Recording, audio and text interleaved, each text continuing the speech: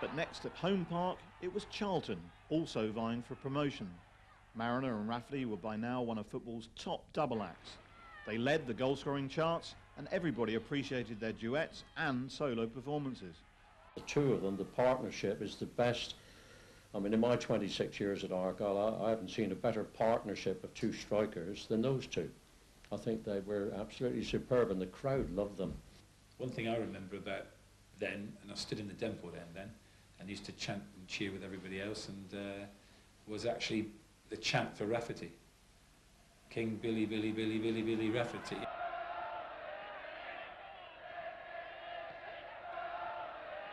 And I can't remember too much from Mariner, to be honest. I mean, I try to wrap my brains and say, well, did we chant for Mariner? I mean, we loved Mariner. I would say Paul was more forceful. He had that little edge with him. He had that extra bit of strength and power. I can remember him sort of his chest out and his head up, and good headers.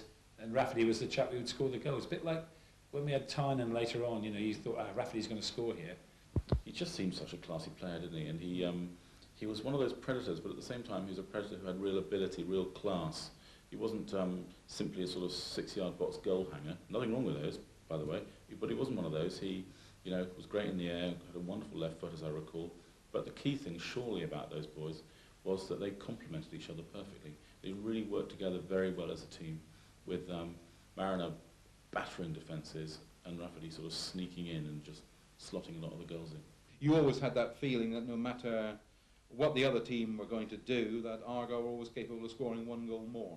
You could be sort of up against it, but you knew you were always in with a shout. And you used to say strikers come in pairs, and they were great. They were a great pair. They were a real handful. They were both quite big, very mobile. Bill had a he had a terrific body on him, and he was strong. He would climb. He was brave.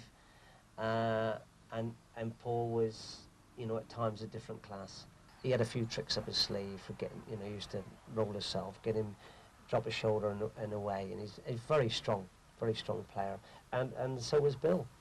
And I know the club's, been crying out for years for somebody who's going to score over 20 goals. Well, we had two there who scored 20 goals.